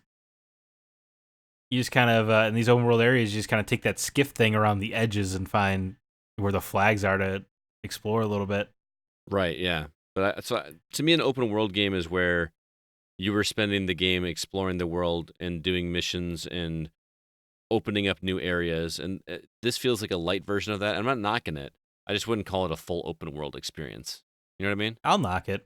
It's boring. Yeah. I mean, It the going from point A to point B doesn't feel like it doesn't. Gears. Yeah, it does. Those sections don't feel like a Gears game. No, and I admire trying to do something different with Gears 5, and the Coalition earned that by doing such an incredible job with Gears of War 4. That I'm with them on taking chances.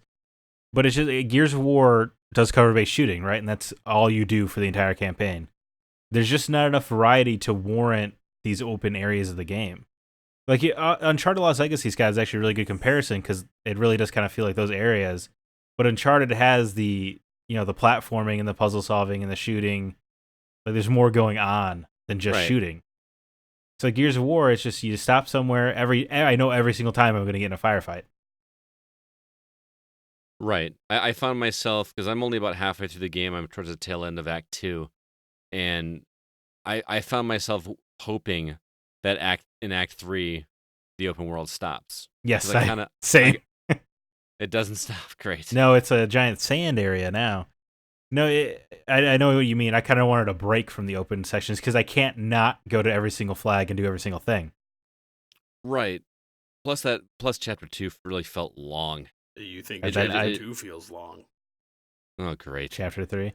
See, what sucks is that I care so much about the universe of Gears of War that I'm going to do every single piece of content I could find. But I don't really want to. And I feel like we're blasting the game right now, and I don't mean to bring up another negative right off the bat, but why did we have to have like this 20-minute tutorial thing at the beginning of the game to teach me how to play? You could skip it? Yes. Yeah. I told you this during the beta as well. Okay. Yeah, you could skip that. I played through it. I'm very impressed. I played through it for the achievement. I'm very impressed with the growth of their universe that they're trying to do with this game. I mean, the fact that they go to 2 other areas. Not impressed with the growth of their necks. They still don't exist. You're talking about seeing more of Sarah in general? Yes. Yeah. Seeing more of Sarah definitely makes me very happy. I like that they have a new form of precipitation that murders everybody. I love that. Yep. Seems to be a standard of the franchise at this point. Every new Gears is a new form of precipitation trying to kill you. Yep. Which is interesting because I feel like there's only one section where you're actually in danger from that. Like it's happening all around you, and you just have to run forward and not even dodge anything. It just it plays into the cover system really cool. Yeah, that's true. Actually, Zach, I will say there are 2 sections with there are 2 different forms of precipitation that want to kill you. Man, there's just no good reason to live on Sarah. Nope, not at all. They got to look into space exploration stat. Here's the thing that I really like about this game is that they have changed some of it a little bit, like we talked about the open world, but the core gameplay and just the cover-based shooting, the active reload, the weapons are familiar. It just feels exactly the way it's supposed to feel, and I love that. I know some people are complaining that it's just more Gears or whatever, but why change what's not broken in that respect? Yeah, yeah, you're right. We have been talking mostly negative, but the shooting, just the core shooting loop of Gears of War is phenomenal. Not a lot of games even come close to it for me in terms of shooting, like outside of Doom, maybe. Like just that, the active reload alone, it's still, every time I play a Gears of War game, I'm like, why aren't other games doing this? They have a patent on it or something? It's so good an idea that it's upsetting that no one else uses it. I'm with you. It's just so much fun. And then, the story is, I think, I've only seen much less of it than CB. But the story in this game is great. I love JD in the first game. I know he got a bad rap, and not a lot of people seem to like him. But they take some chances. They take some chances with all the characters, honestly. Yeah. And it's, I like that. Nothing is too precious in the Gears of War franchise, right? Like some of the story things that happen in Gears 2 and Gears 3. Killing off a primary character midway, like this franchise has never played it safe, and they take some chances right off the bat with this game. Yeah, I They mean, sure did. That moment in that community. I'm being vague, but we all know what we're talking about. The JD moment. Which one? Oh man, He's I'm got a trying to couple do it. moments. I'm just saying, he's got a few. yeah. I really can't wait for you guys to finish this game. Just because there's a moment in Act 3, there's a moment in Act 4 that We need to do a Even- spoiler cast for this. It sounds like. yes. Yeah, I'm sure we'll get that. I think we all care enough about the franchise. And then even Act 2, like there was a plot development where I was like, oh, I thought we already knew this, but then they do like a little bit of a neat twist on it. That was cool. Yes, they do. So I don't know, man. Gears 5 is incredible. I'm gonna play the hell out of it. I really want to dig into horde mode, and I haven't even touched escape, or I would like to try. I would like to exist in this world where I have time for the multiplayer. I just hope I can. I hope video games slow down so I can play some more Gears. That's where I'm at. There's just too many. September is like notorious now, like the busiest month. It seems like it feels worse than Christmas. It really does. By a landslide. And And then this game, there is so much game in this game. Yes. Especially It's not a short game. the collectibles. Oh my god, there's a ton. I just meant like there's so many different modes, different ways to play the game. Oh, you're talking about the multiplayer side, yeah. Yeah, with the horde mode or multiplayer or escape or co-op or campaign. Like, Well, boy, you can play some Gears of War. I actually like the fact that Scott and I discovered as we were playing side by side that there are different cutscenes for depending on which player you choose. Yeah, we gotta be careful. Oh, really? Yes. We gotta be careful here, but yeah. And we may not have known that if we weren't sitting side by side. But he had different cutscenes than I did. Because he was playing as Dell. No, I was playing as Dell. Oh, okay. That's. Yeah. I think I know exactly what you're talking about. That's kind of interesting. Yep. Because there's one particular moment where me as Dell was waiting to be picked up by Kate, and my character is looking up, going, "Kate, where'd you go?" And then I looked over at CB's screen, and he was having his own cutscene. And I thought that was pretty cool, really man. cool. So yeah. they definitely developed this game to be played through multiple times. Interesting. They seemed like they had a bottomless budget and just made a huge campaign with a huge multiplayer suite with a big old campaign thing, like. And then they put on Game Pass. Yeah, that's what blows my mind, that this game is on Game Pass. It's just such a value. I mean, seriously. Oh, it's crazy. Oh, I want to talk about weapons a little bit, because there are some new weapons, and the one that stands out to me is the new Lancer that's got a grenade launcher attached to it. I love that weapon because it works kind of like it's got that laser like the Hammer of Dawn used to have, where you would target something and then it rains down these grenades. I love that weapon. It kind of reminds me more of the torque bow laser. Okay, that's fair. Torque bow still feels great, by the way. Yeah, Torque Bow is still one of the best weapons of video games. It really is. I'll tell you right now, Scott, there's more weapons.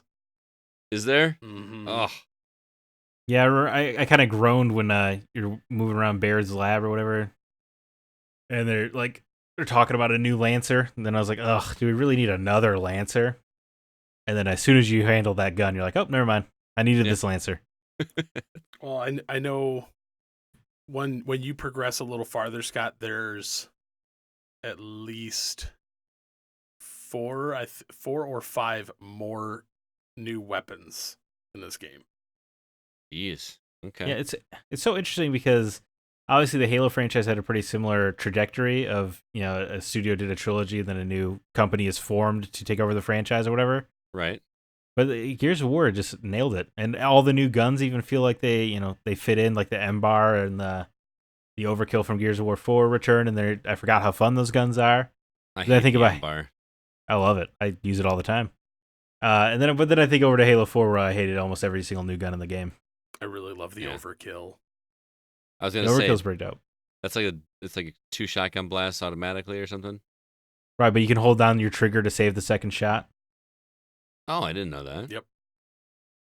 Yeah. Anything else you guys want to say about this? Oh, I got a question for you, CB, and I need you to be as vague as possible, because you finished it. But how good are you feeling about going into Gear 6 after playing this? Great.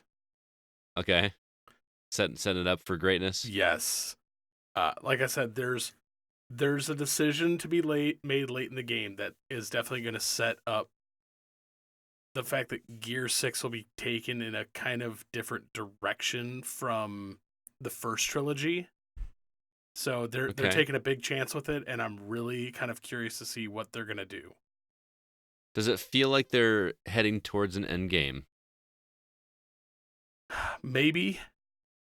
But, I mean... Like an end game, an end game for the whole franchise, or are you just asking about this trilogy? I feel that they're going to wrap this trilogy up. I almost feel that this trilogy is kind of in a bubble from the first trilogy. Like, the first trilogy is in its own bubble. This trilogy is in its own bubble. Because how Gears 3 ended, they ended it on such a way that we thought that there wasn't going to be a Gears 4. Right. Right. Well, and you didn't need a Gears 4. Yes. With this, I definitely feel that there will be a solid conclusion to this trilogy. Okay. But knowing with Gears 3 and now like the first Gears trilogy and then this Gears trilogy, I wouldn't put it past them to make a third trilogy. I really kind of hope that they do something different though. Well, Gears Pop, Hey, Gears Tactics. Gears Tactics. Don't forget that's on the way. Yeah. I don't know. I would like to. And see, this is the problem is I'd like to talk more about it, but I can't spoil certain things that are going on. All right. So well, we'll Zach and I should have it beat by next week if all goes well. I can't speak for Zach, but I'm gonna do my very best. And yeah, I can't really live in a world where CB's beating this game and I haven't, so I know that needs to be corrected. it does. It really does. Because I really need to talk to you about some of this stuff. I mean, I love this here. I've read all the books, read all the comics. I just love this universe. Me too. I really do. So yeah, overall, I am loving this game. I can't wait to try it on my better TV just to kind of compare what I had. But yeah. If anyone's curious, while you're talking about technical stuff, this game, I don't know if you guys both have X's, right? Yes. Yes. This game still runs like a song on the original Xbox One. Really? It's still gorgeous on 4K, of course. I'm looking forward to jumping into that. Anything more you guys want to add before we move on? Play this game. If you get Game Pass. If you have Game Pass and you have not played this game, play this game. And if you don't have Game Pass, go get it for $2 right now. Well, that's why I think the servers just got thrashed on the opening weekend, because I don't think any expectations of the world could have prepared them for I bet every single Game Pass subscriber had to have downloaded that game. Probably. No reason not to. Well, and that was we had issues playing it. Because it was really funny because CB and I met at Open World Gaming, and when he got there, I was in the middle of a game, and then it turns out that where he left off was almost exactly where I had left off when he showed up. So we just started playing together, and we got towards the end of Act 2, and my game crashed, and I lost about an hour and a half worth of progress because we got kicked out of the game, and when I booted it back up, it kicked me back to the beginning of that chapter, which was a long chapter, and we lost easily an hour and a half, right? Yeah. But from reports I'm hearing, not just from you, CB, but are that people have gone back in and been able to that their stats in the multiplayer stuff is accurate now, and there were some issues there too. So I'm hoping that when I turn it back on, that things are all hunky dory. I just said hunky dory. Yes, you did. All right, Gears 5. We are all on board. I'm sure we'll report more on it next week. Enjoying it very much. It sounds like all three of us are. And that's that. Right. No-brainer recommendation. Yeah. But hey, our resident pinball expert, Scott Clark's been playing a new spin on pinball, Creature in the Well. Is a dungeon crawler-esque pinball game, correct? Yeah, and I feel like the trailers are a bit misleading because if you watch the trailer for Creature in the Well, it looks like you were just running around hacking and slashing pinballs in whatever direction, and that's not exactly how it works. It's a lot more intuitive than I was expecting, and it takes a minute for you to wrap your head around how it works. But I mean, at its core, It's a dungeon crawler with pinball mechanics, yes. I will say that. Okay, so I mean, it was Yoku's Island Express was the last kind of weird pinball game you played, right? Yeah, that one was more like a pinball Metroidvania. And this one, like you said, is more of a dungeon crawler. But the story's a little weird. Like, you are this There's robot. a story? There is a story. Yeah. I just kind of didn't really expect one. Yeah, you are this robot that wakes up in a town that is overrun by a sandstorm. And you are tasked with diving into this facility attached to the town that has some kind of weather control system attached to it that has since powered down, and you have to power it up so that I can get rid of the sandstorm and that the people can actually leave the city and thrive and not be trapped in this city. And unfortunately, this machine has been overrun by this creature that you barely ever see. You mostly see its eyes as it'll stare at you from the bottom of the levels as you travel through the dungeon, and you'll see an arm and stuff here and there. But so you're basically fighting against this creature that lives in the well inside this facility. So yeah, that's the story that's going on here. So what's interesting is the way that you have to power up this weather machine.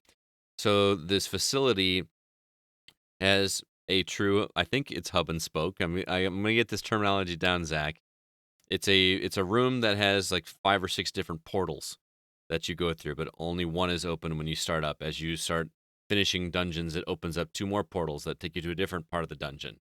Okay. But it's more science fiction, so dungeon doesn't even feel like the right word because they're actual like sections of this facility. Like one is the power room, or one is the map room, or so you're working through these. And the way it works is that you run into a room and you have to there will be strategically placed bumpers. They can either be flat bumpers like in a pinball machine, or a round bumper like in the middle of a pinball machine. And you have to hit all of them with these spheres of light that are holding energy a certain number of times in order to power up that room. And like I said, in the video, it looks like you're just running around hacking and slashing with a melee weapon. If you watch the video, when you're hacking and slashing, that is actually a charge mechanic. The way that you defend yourself from projectiles from other enemies is to hold your sword and just flail it around, which defends you, but then it also harnesses these balls of energy, and then it actually works more like a twin-stick shooter. So you're running around, and then you're pointing the direction that you want to release these balls of energy, and then it becomes a puzzle game because you actually have to figure out a way to get the balls where you want them to go to bounce off the bumpers in the right order or within a certain amount of time. Does that make sense, or have I made it more muddy? CB, weigh in. Does that make sense to you? It does, but I'm trying to follow your logic as I sit here and like try to envision this. Yeah, it sounds a little murky to me. It does. So imagine, for instance, there's this one puzzle that if you imagine your character on the left side of the screen, and there is a bumper directly above him that is at a 45-degree angle. So if you're in the perfect angle and he shoots it, it hits that bumper and then it goes 90 degrees to the right. You with me so far? Okay, you're right. So what will happen is it's a timing-based thing because one room will have one of those in each 4 corners of the room. But they're set on a timer, they'll only be up for a couple seconds. So you have to find the right angle to hit that first bumper so that it bounces to the next one, which bounces to the next one, which bounces to the next one, and does that about 10 or 12 times in a single room in order to hit the last one. And if you hit the last one, then you've solved the puzzle for that room. It opens up this tiny little bumper that you hit a few times, and it just absorbs all the energy, and then you move on to the next one. That's an example of one puzzle in this dungeon. So it almost sounds like not only is this pinball, but it's geometry, the game. Yeah, there's a lot of geometry in it, and the puzzles get a little bit more complicated because you actually have to dodge projectiles while you're doing this at the same time. And it does the deal where each dungeon adds a new element to the puzzles to make it a little bit more complex. So I would almost call it a puzzle game more than a dungeon crawler because there's not a ton of loot. There are some bonus rooms that open up, that because some puzzles are harder than others, but you don't have to solve them all. Because this game does the Mario 64 thing, where there are doors that are locked, but you have to have a certain number of the currency, which in this game is energy, in order to open that. So if you're in a room and you have enough energy to open the door, you can just bypass that puzzle. But if you stick around and solve it, it opens up a corridor, which will actually give you a new weapon or a new deflecting tool, and they all have specific powers to them. So you don't have to solve all the difficult puzzles, but it will definitely help you out in the long run. Make sense? Somewhat. I'm catching up. Yeah. Yeah, it's a game that you really kind of have to get your hands on to really get it, because I played it at E3, and it was only like a 10 or 15 minute demo, and it took me half of that demo just to really understand how the game worked, because my immediate instinct in a game like this is to just run around and hack and slash, and you don't do that. The only time you're actually doing the swiping is if you're charging up, and I'm not selling this game well, but I absolutely loved this game. It clicked for me in a way that it took me a couple dungeons to really finally get what they were getting at. But once it clicks in your brain what you're supposed to be doing, it gets a little bit more smooth sailing. Until you get to the very end of the game, that final dungeon and that final boss is ridiculously hard. It's super difficult, to the point that I didn't even feel satisfying when I finished him. It was just a thank God that's over. But it's go into this game knowing that it's not going to be easy. But if you love pinball, this is a must play. Once it clicks, it will be a glorious experience. It's a lot of fun. The art style is very pleasing, and I just had an absolute blast with it. And it's not too long. I finished it in 10 hours. I 100%ed it in 10 hours, if that gives you an idea. Okay. So, yeah. That's refreshing to hear in this day and age of video games. Mm-hmm. So you could probably beat it without even doing everything like I did in 7 or 8 hours. But again, not doing everything is going to make that final boss even tougher, because some of those upgrades make your life bar longer, and you really need them.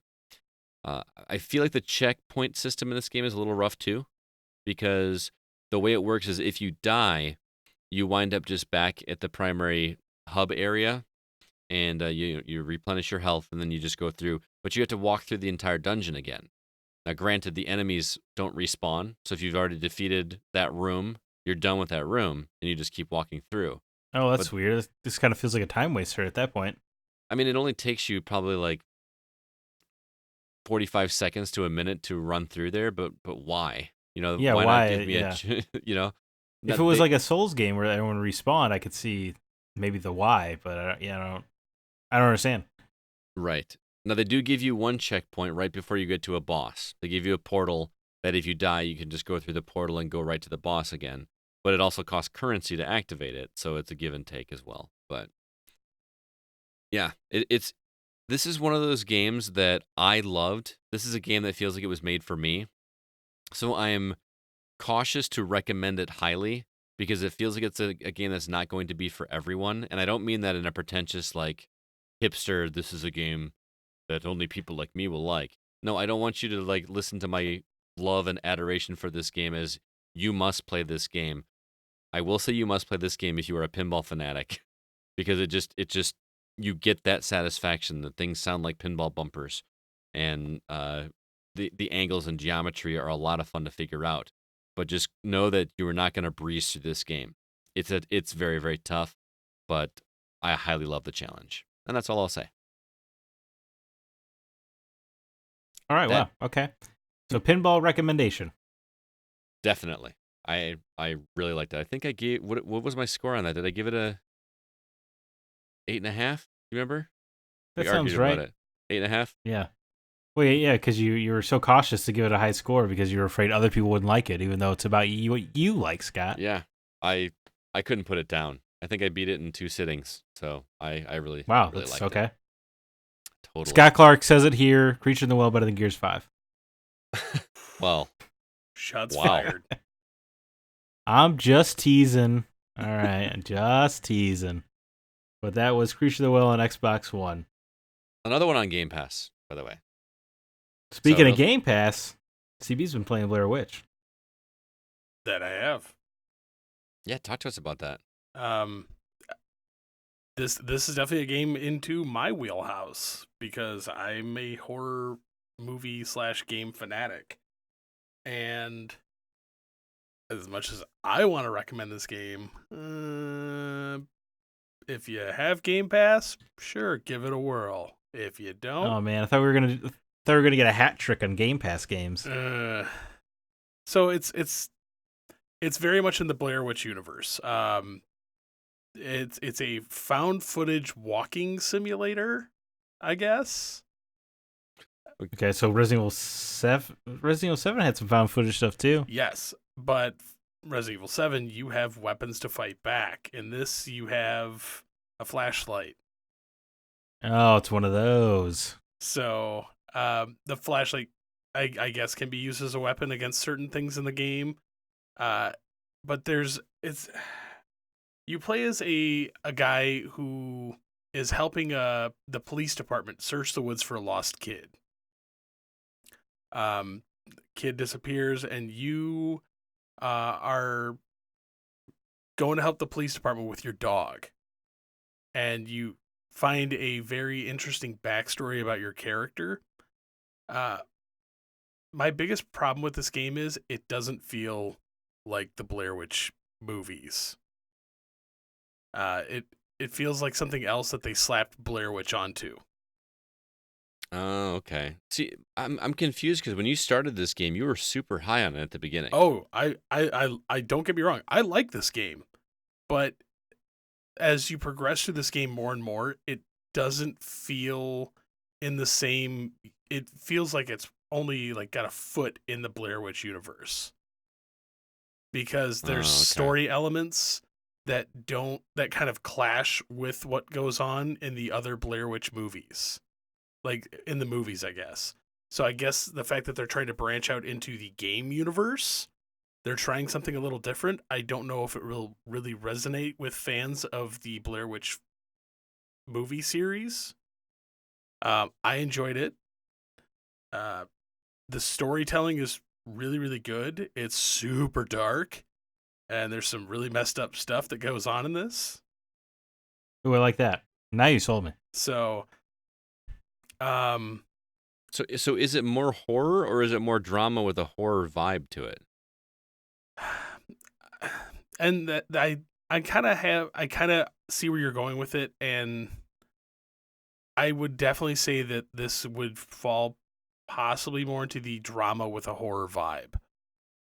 Okay. Because I think in the entire game there was only maybe 5 or 6 points that really kind of got me to jump.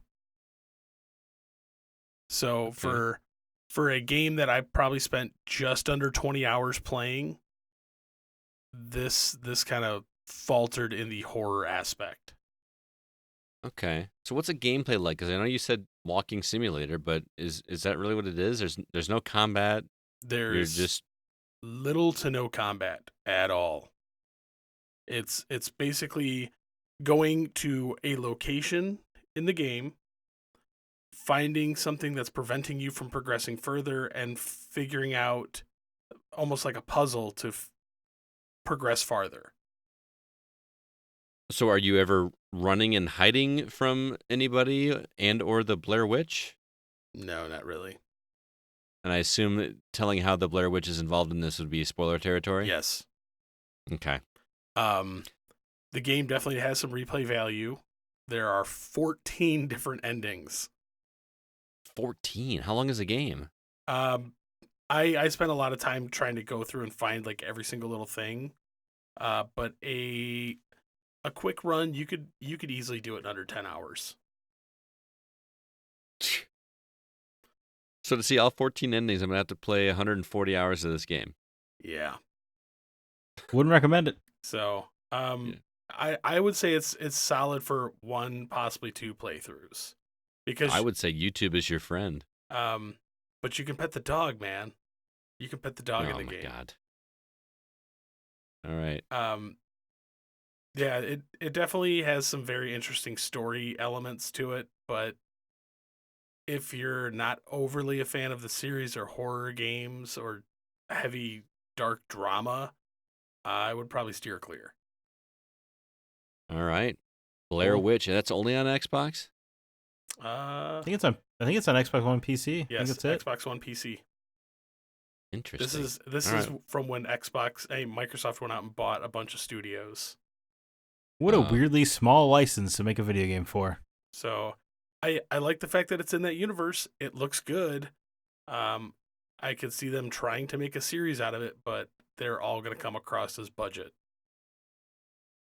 Interesting. Well, I think I will be steering clear of that one. Zach, are you still interested? No, I wish that studio would do something that wasn't a horror game. Huh, yeah. I like them doing horror games. Well, it was co-founded by Toby Gard, creator of Tomb Raider, so I'd like to see it.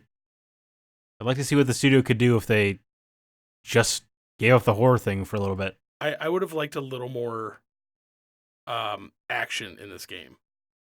Like the ability to fight back, or from what you're describing and then what Layers of Fear played like, just sounds like actually that's a very good thing. This plays very much like Layers of Fear, like going from place to place, finding things, reading things, solving minor puzzles. Well, so they made the same game third time in a row. Yep, this is Layers of Fear with a Blair Witch-esque vibe to it. So gotcha. Well, you sold me even less. Yeah. So I will never play this game. I don't think I will either. Thank you for taking that bullet for us, man. Yeah, no worries. All right, before we get to the games that we're catching up on, we got a couple more thank yous to give to some sponsors. First off, Lori Janko Wilkie. She's an agent for State Farm Insurance. She can help you protect those video game collections as well as much more. You can reach her at area code 815-223-2118. Next up is the Blue Box Cafe. This is a Doctor Who themed cafe with delicious sandwiches and coffee, and I'm speaking from personal experience. It's a great little shop. It's located in Elgin at 175 East Chicago Street. You can also check out their website, theblueboxcafe.com. Holsibus Chiropractic. This guy will help you get your back straightened out, as well as just health and wellness in general. He's located at 1010 Harlem Road in Machesney Park, Illinois, and you can also see his website at machesney.holsibuschiropractic.com. And lastly, Classic Limousine. These guys will actually be providing transportation for our 3 celebrity guests for R2V2. They're a great company. I use them for my wedding. If you're needing a limo for a prom or a wedding, anything like that, check out rockfordlimo.com.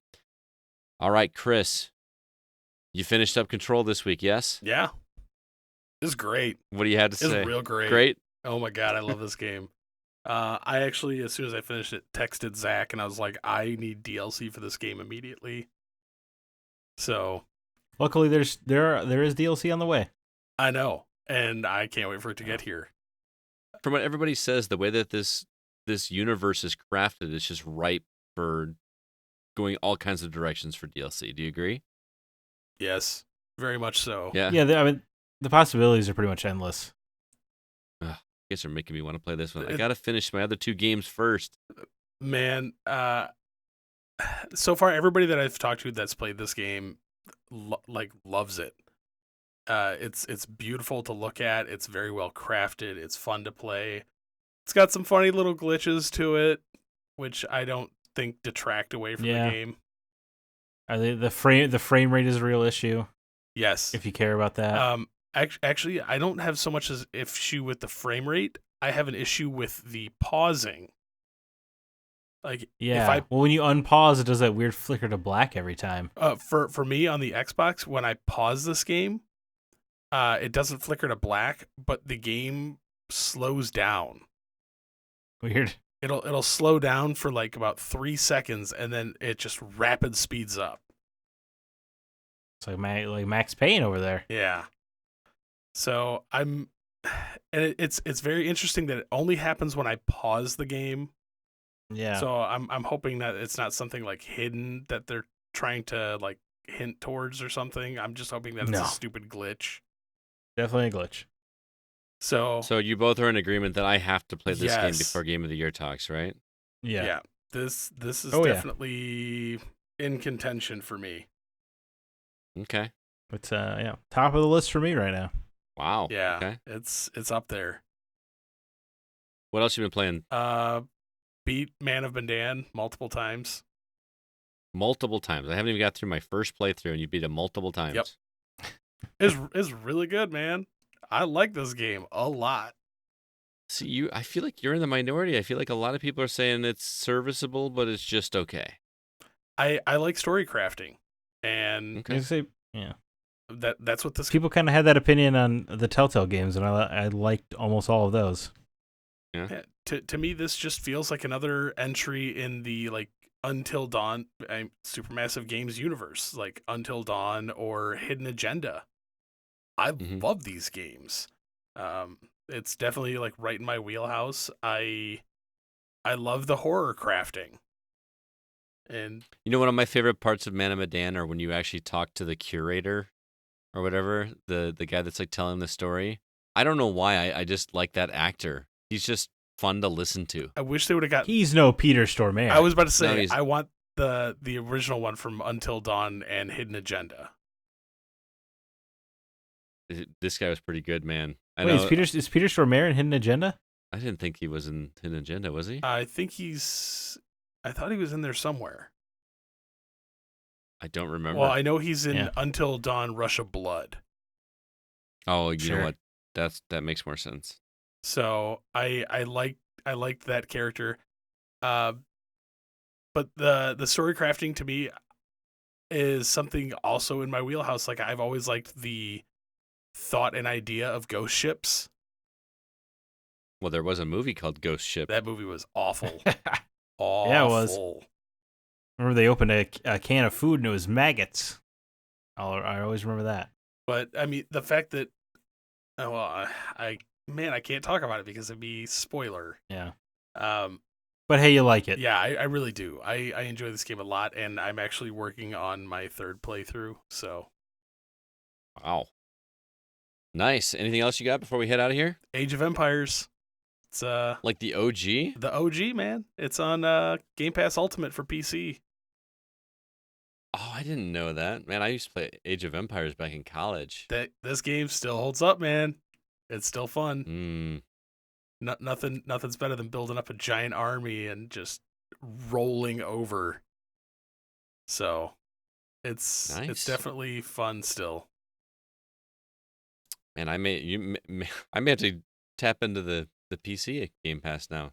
I need a PC. I got a decent one sitting next to me. Oh, it'll definitely play Age of Empires. Yeah?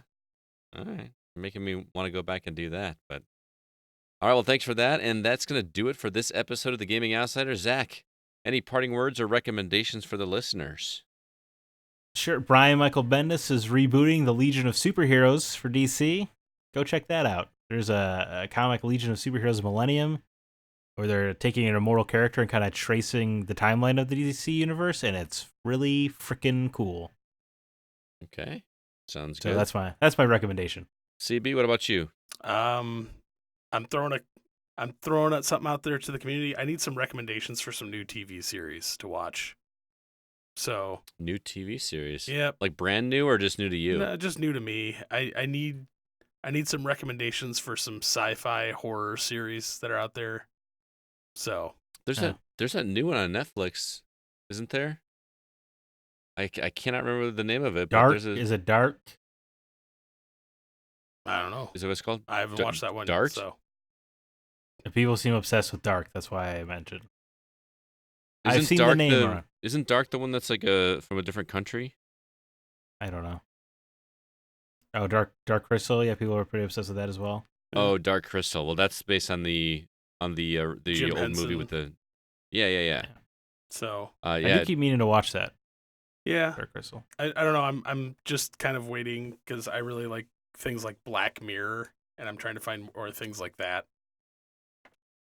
Did you watch all of the Black Mirror stuff? Yep, Black Mirror, Twilight Zone, Outer Limits. That new season of Black Mirror was hot garbage. Yeah, I was not impressed. Is that the one that had Miley Cyrus in one of the episodes? Yep, I think so.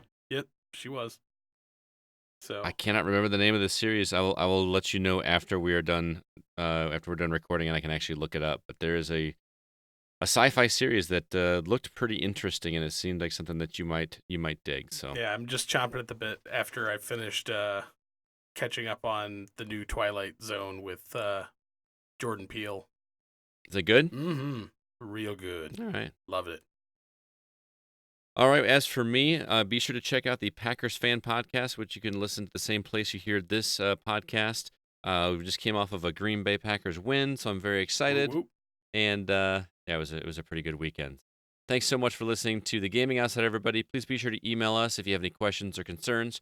Our address is feedback@thegamingoutsider.com. Until next week, I'm Scott Clark with Zack Parkerson and Chris Behrensmeyer, and we are The Gaming Outsider. And remember, there's no such thing as a bad game, just games that aren't for you.